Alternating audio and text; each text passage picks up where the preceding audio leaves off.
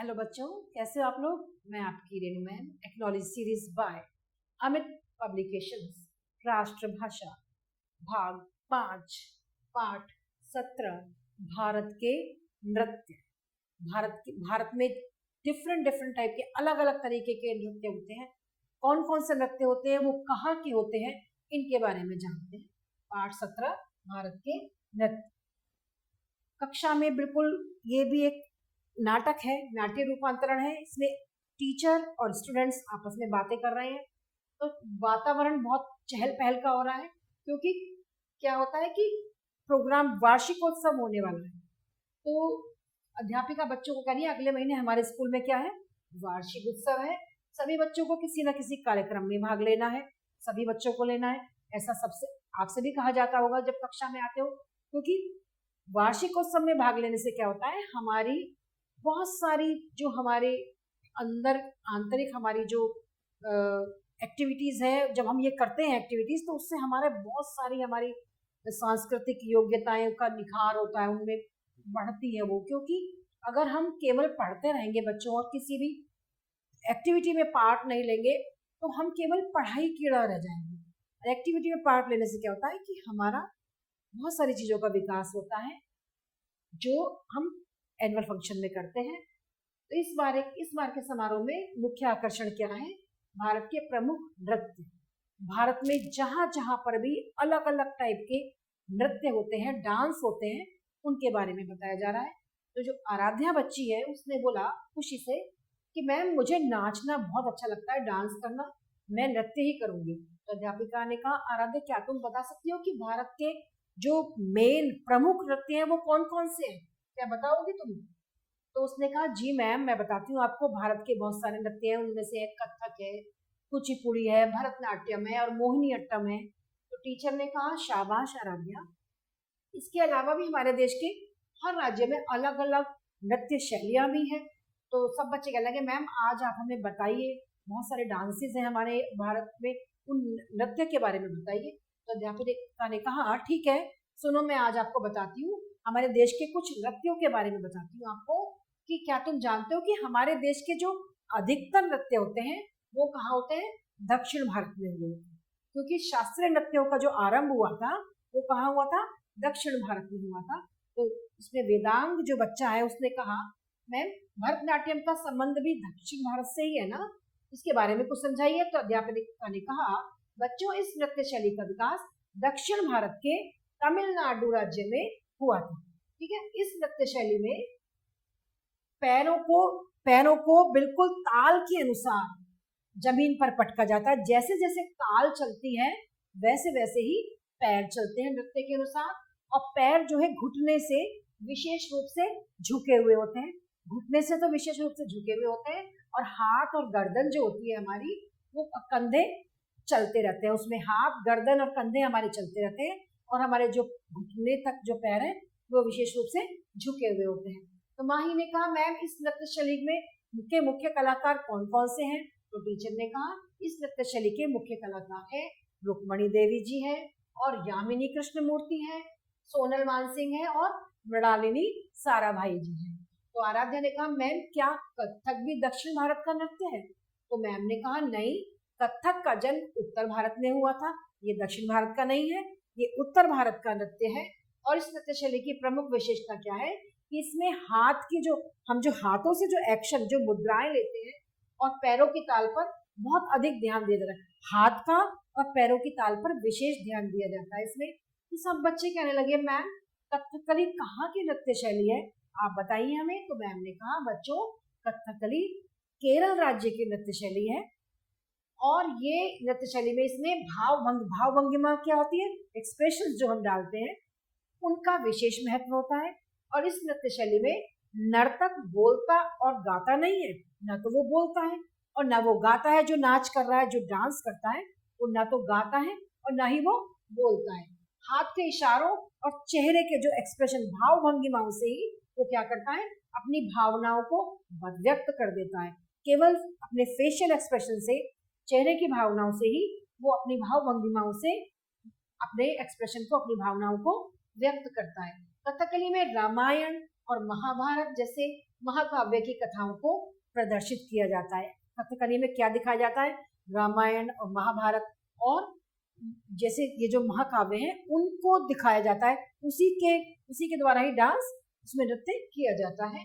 कथाओं को प्रदर्शित, बच्चों एक महत्वपूर्ण बात और है, टीचर ने बताया कि सब बच्चों ने कहा वो क्या है मैम? तो टीचर ने कहा कथकली करते हुए कलाकार जो आर्टिस्ट होते हैं वो एक विशेष प्रकार की पोशाक पहने हुए होते हैं, ड्रेस पहने हुए होते हैं और मुखौटे, मुंह पर मुखौटे लगा लेते हैं वो। उसके बाद चेहरे के हाव भाव, जो उनके चेहरे के जो हाव भाव होते हैं वो संगीत के साथ रामायण और महाभारत के दृश्य को बिल्कुल ऐसा जागरूक कर देते हैं। ऐसा लगता है कि जैसे रामायण बिल्कुल संगीत के साथ वही चल रही है। इतने बड़े बड़े वो मुखौटे लगाते हैं और उनकी विशेष प्रकार की यूनिफॉर्म होती है उसमें। तो टीचर ने कहा मुझे एक ऐसे नृत्य का नाम बताओ आप कि जो वार्षिक सूर्य पूजा के अवसर पर किया जाता है। तो सब बच्चे कहने लगे ऐसा कौन सा नृत्य है मैम, क्योंकि उनको नहीं पता था ये बात। तो टीचर ने कहा ये नृत्य है छाऊ नृत्य।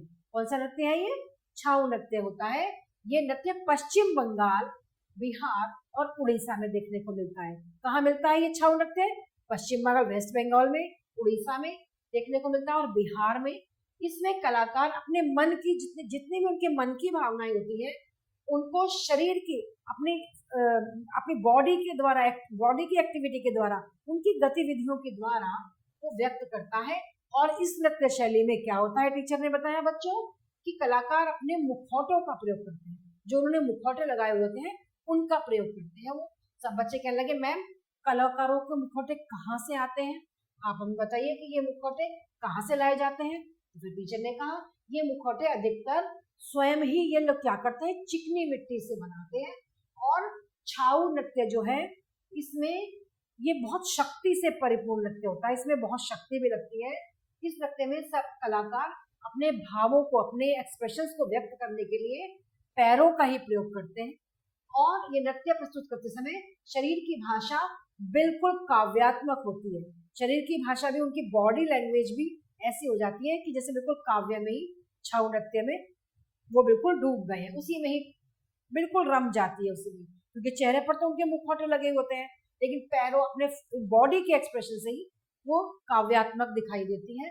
लक्ष्य ने कहा मैम सचमुच हमारे भारत की नृत्य शैली तो बड़ी अद्भुत है, बड़ी अनोखी है यहाँ की हमारी नृत्य शैली। तो अध्यापिका ने कहा, टीचर ने कहा हाँ बच्चों हमारे भारत की नृत्य शैली बहुत सुंदर है, अति सुंदर है और इसकी जितनी भी हम तारीफ करें उतनी ही कम है। तो सभी बच्चे खुश होकर कहने लगे मैम इसलिए आज हमारे समाज में नृत्य संगीत को बहुत महत्व दिया जाता है और इसके बिना कोई भी समारोह पूरा नहीं होता। कुछ भी फंक्शन हम करें तो नृत्य के बिना हमारा फंक्शन कोई भी पूरा नहीं होता है। सब बच्चे बहुत खुश होते हैं और वो क्या करने लग जाते हैं, जो उनका एनुअल फंक्शन आने वाला होता है उसकी तैयारी में लग जाते हैं। क्योंकि टीचर ने उनकी इस जिज्ञासा को समाप्त कर दिया था, उनको ये बता दिया था कि कौन कौन से नृत्य हैं, कहाँ कहाँ ये किए जाते हैं, इनमें क्या क्या किया जाता है। और ये सब जानकर उनको जब पता लग गया कि ये नृत्य होते हैं तो फिर वो अपने आने वाले वार्षिक उत्सव की तैयारी में जुट गए, उसकी तैयारी में लग गए। तो इस प्रकार आपने देखा, अपने भारत के नृत्य के बारे में जाना, कौन कौन से नृत्य हैं आपके। तो इस प्रकार बच्चों पाठ में आया हुआ अभ्यास कार्य, सही उत्तर पर सही का निशान लगाना। अभ्यास कार्य है स्कूल में अगले महीने क्या होने वाला था। क्या होने वाला था? खेल प्रतियोगिता होने वाली थी, या मतदान होने वाला था, या वार्षिक परीक्षा होने वाली थी, या वार्षिक समारोह होने वाला था। क्या होने वाला था? वार्षिक समारोह होने वाला था। इस पर हम वार्षिक समारोह पर सही का चिन्ह लगा देंगे, सही का निशान लगा देंगे। 4th नंबर पर, यहाँ 4th नंबर पर इसको सर्कल को रंगीन कर देंगे। नेक्स्ट है बच्चों, भारत के अधिकांश शास्त्रीय नृत्यों का आरंभ कहाँ हुआ था? अधिकांश का कहाँ हुआ? दक्षिण भारत या पूर्व भारत या उत्तर भारत या पश्चिम भारत? कहाँ हुआ था? अधिकतर दक्षिण भारत में हुआ था। तो हम 1st नंबर पर यहाँ सही का निशान लगाएंगे और 1st नंबर वाले सर्कल पर ही यहाँ पर हम सर्कल को रंगीन कर देंगे। नेक्स्ट प्रश्न है बच्चों, सूर्य पूजा के अवसर पर किया जाने वाला नृत्य कौन सा है? कौन सा नृत्य है? छाऊ नृत्य है, या कि शिव नृत्य है, या कथकली है, या कृष्ण नृत्य है? कौन सा है? छाऊ नृत्य है। सूर्य पूजा के समय जो किया जाता है, तो हम यहाँ छाऊ नृत्य पर निशान लगा देंगे और पहले वाले फर्स्ट सर्कल को हम रंगीन कर देंगे यहाँ। नेक्स्ट है बच्चों फिर निरंतर चलने वाले को क्या कहते हैं? जो लगातार चलता रहता है, गति या कि चालक या गतिमान या वाचाल। गतिमान, तो यहाँ थर्ड नंबर पर हम सर्कल पर रंगीन कर देंगे। नेक्स्ट है बच्चों फिर जिसमें शक्ति हो वो कहलाता है क्या? सशक्त या शक्ति या अशक्त या अनैतिक। क्या कहलाता है? सशक्त, शक्ति के साथ। तो यहाँ फर्स्ट पर हमने सही का निशान लगाया और पहले सर्कल को हम रंगीन कर देंगे इसको यहाँ। तो इस प्रकार बच्चों हमने जाना भारत में कितने नृत्य हैं, कितने प्रकार के हैं, कहाँ होते हैं अधिकतर, उनमें क्या क्या होता है, कैसे किया जाता है, इन सब के बारे में आपको जाना पता चला। क्योंकि वार्षिकोत्सव होने वाला था, सबको बड़ी इच्छा थी कि इसमें जो नृत्य हम नृत्य में भाग लेंगे, सभी को नृत्य करना अच्छा लगता है।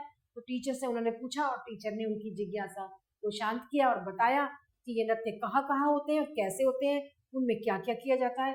सभी बच्चे उसको जानकर फिर से वार्षिकोत्सव की तैयारी में लग गए थे। आपने पाठ के बारे में जाना बच्चों। अब नेक्स्ट पार्ट में हम आपसे फिर मिलते हैं, तब तक के लिए आभार।